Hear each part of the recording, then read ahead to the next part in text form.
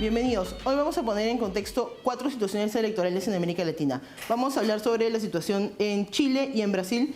Ambos han tenido elecciones municipales que le han dado la victoria parcial a la derecha al menos, y hay que recordar que ambos países tienen gobiernos de izquierda en estos momentos, además con victorias bastante contundentes en los últimos años.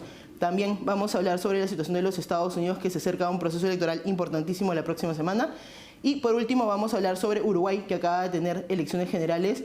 Ha habido resultados de primera vuelta y en menos de un mes hay una segunda vuelta, así que también hay que analizar cómo va esa situación. Pero comencemos primero con Chile, que es un caso bastante interesante en la región, porque la izquierda ha ganado bastante terreno en los últimos años. La victoria de Gabriel Boric en la presidencia fue contundente, y además no hay que olvidar los 2 procesos que hubieron para cambiar de constitución a una constitución más tirada a la izquierda.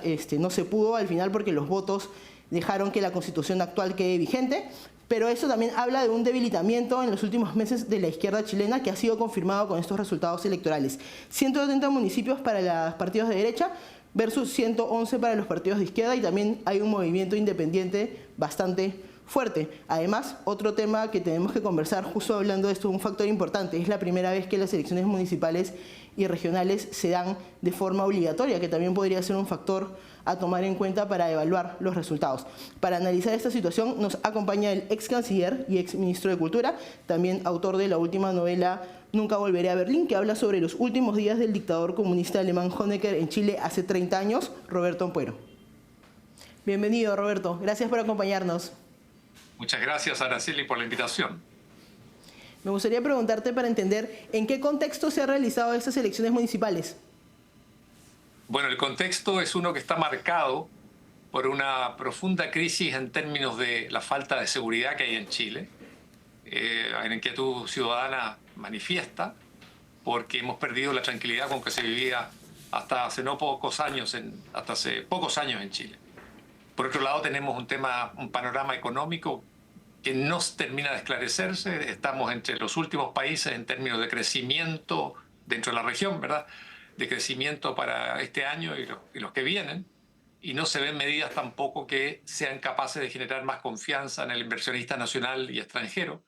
Por lo tanto, la crítica está creciendo. Hay también un desempleo, hay mucho trabajo de tipo informal que está así aumentando, y fuera de eso tenemos un problema también de dirección del presidente.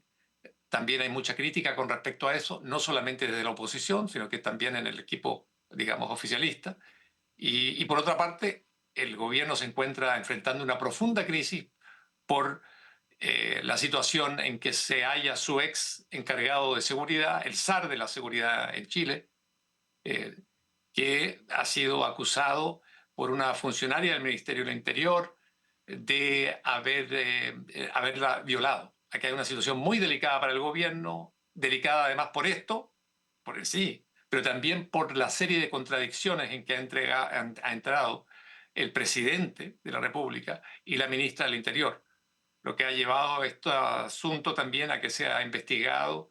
Probablemente va a haber una comisión investigadora de esto por parte de la Cámara de Diputados. Entonces, ese es el marco en que nos encontramos, en un país afectado por la seguridad y que quedó de la noche a la mañana sin su encargado máximo de tratar de controlar y combatir la inseguridad reinante en Chile. ¿Y cuáles crees que son los factores por los cuales, digamos, el electorado parece haber favorecido a los partidos de derecha, al menos parcialmente, en este último proceso electoral?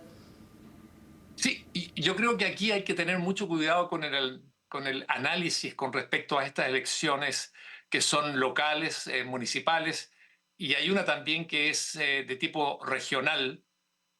Son 4 elecciones en un día, prácticamente 4 papeletas distintas, y quiero subrayar que históricamente siempre ha sido así, que no necesariamente la votación a nivel de comuna, a nivel de pueblo, de ciudad, eh, local, digamos, transparenta o refleja lo que es el ánimo nacional, porque juegan un papel muy importante las relaciones personales, lo local, como lo ha hecho el alcalde X con respecto a su programa, como lo asume la ciudadanía directamente impactada por sus gestiones, buenas o malas. Entonces lo político, en el sentido político ideológico y la visión general del país, pasa a un segundo plano. Eso es muy importante subrayarlo. Siempre se dice en Chile que estas elecciones son las elecciones donde todos ganan, nadie pierde. Todos tienen una carta para mostrar dónde ganaron. Imagínense, fueron más de 2.300 candidatos, alrededor de 300, casi 400 puestos. Por lo tanto, hay todo tipo de resultados. Pero lo central, yo creo, es que se puede decir que ganó la oposición, no en la medida en que se esperaba y que pudo haber ganado, y no se logró aquello por la división dentro de la oposición, y fue derrotado el gobierno, no de la forma apabullante en que se sospechaba y se pensaba que iba a ser debido a la débil gestión del gobierno. Pero como insisto, estas elecciones locales están muy atadas a lo que es el terreno, la pequeña ciudad, el lugar donde uno vive, la comuna donde uno vive, y por lo tanto la lógica nacional, de política nacional, no tiene un impacto decisivo. ¿Y tú a qué crees, si llevándolo, digamos, al plano nacional, hay algún vínculo? ¿Crees que, digamos, este resultado puede hablar un poco de repente una pérdida de fuerza de Gabriel Boric? Sí, sí, no, eso sí que es indudable a la hora en que uno suma los votos. Recordemos, son 4 elecciones en el mismo día. Pero en términos generales, si uno saca el promedio, la oposición obtuvo alrededor del 53% de los votos emitidos. Y el oficialismo alrededor del 38%. Y esto siempre está marcando tendencia con respecto a lo que pueden ser las próximas elecciones, que son de parlamentarios, digamos, y también de presidenciales, el año 25, a fines del año 25. Entonces marca una tendencia muy clara e inquietante, desde luego, para el oficialismo. Pero también sería importante subrayar que hay algunas elecciones que fueron símbolo y que marcan e inciden en la lucha nacional. Por ejemplo, que la oposición se haya quedado con lo que es la alcaldía de Santiago, hasta ahora dirigida por una destacada dirigente, líder comunista, Arací Hasler,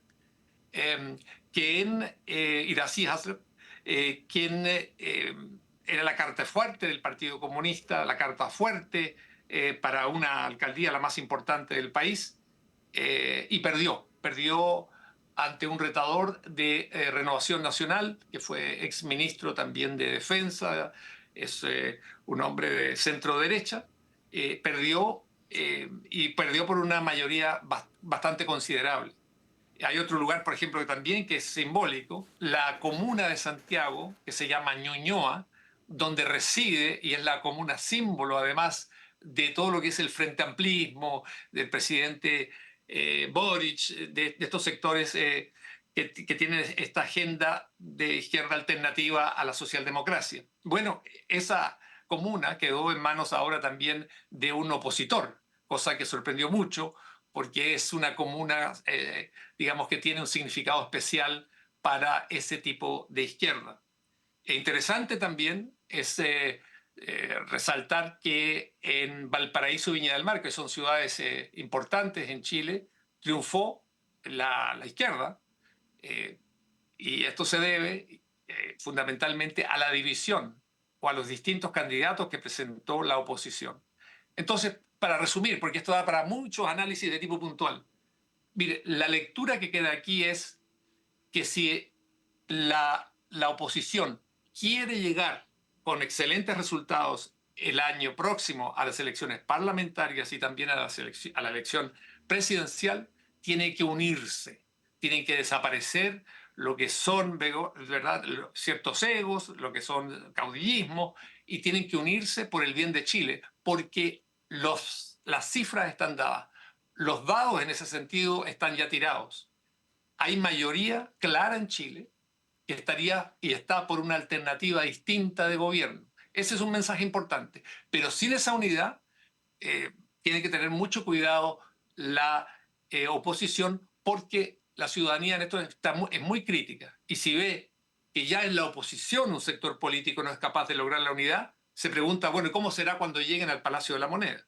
Por eso tienen que tener mucho cuidado. Creo que la izquierda, la conclusión que ha sacado es que pudo haber sido mucho peor, pero y lograron, yo diría, para participar en estas elecciones, el máximo de unidad posible, o sea, llegaron a su máximo posible de convocatoria de voto, a diferencia de lo que pasó con la oposición. Ahí hay un espacio de crecimiento mayor. Y esto es un reto para la líder en este momento muy clara de la oposición, que va a ser la candidata, es la candidata, probablemente va a ser la candidata, ¿verdad?, de la oposición, Evelyn Matei, que fue hasta hace poco, bueno, sigue siendo todavía en realidad alcaldesa de una comuna importante en Santiago, Providencia, que triunfó allí también la persona que ella apoyaba con una cómoda mayoría, pero ella tiene que ahora una tarea importante por delante, compleja, que es mostrar un camino común, un programa común. Y lo último con respecto a esto que quiero decirle, porque da para mucho análisis,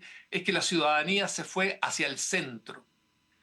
Por el lado izquierdo y por el lado derecho se fueron hacia el centro, respaldando al centro, o alternativas más de centro dispuestas al diálogo. Eso es lo que está pidiendo hoy la ciudadanía en Chile. Nada de experimento, nada de extremos, vámonos al centro, busquemos, tratemos de salir de la situación en que nos encontramos. Y creo que esa señal en la oposición ha sido recibida con mucha claridad y los va a obligar a unirse. Sí, y creo que queda claro, como dices, que el reto de la derecha en general en América Latina es lograr la unidad. Y, digamos, sobre todo en un país como Chile, que han tenido victorias bastante importantes la izquierda, que ha venido desencantándose un poco. Quería preguntarte, porque la izquierda tuvo victorias más allá de la elección de Gabriel Boric, con el tema constitucional, digamos, llevando a poner, digamos, en duda la constitución vigente. Quería preguntarte sobre eso en específico. ¿Tú crees que ya se ha vencido la amenaza de un cambio de constitución en Chile? Sí, es la impresión que uno tiene siguiendo, yo diría desde el comienzo, la primera consulta que se hizo al respecto, cuando se presentó el primer proyecto refundacional, un proyecto bolivariano muy peligroso para Chile, y la ciudadanía, el 63% de la ciudadanía lo rechazó con mucha claridad.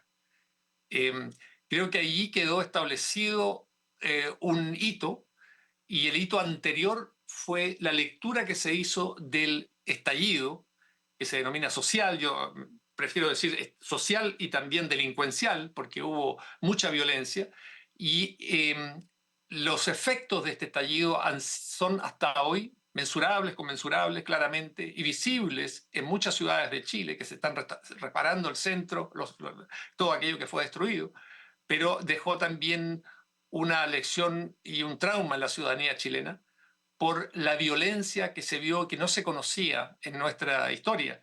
Estas manifestaciones de tipo político que siempre terminaron en una violencia que al final condujo a que la ciudadanía misma se retirara de estas manifestaciones, se alejara de la calle, y la calle quedara en manos de vándalos, delincuentes, narcos y bandas, ante los cuales la policía tuvo dificultades enormes para tratar de controlarlas, ya que no estaba, quedó de manifiesto, preparado para unos ataques de la envergadura y la violencia como las que vivimos nosotros el año 2019. Y creo que además ha sido un excelente ejemplo para el resto de la región de que ir por el camino de las asambleas constitucionales no es una buena idea, ¿no? Muchas gracias por acompañarnos, Roberto. Un gusto. Vamos a una pausa y volvemos.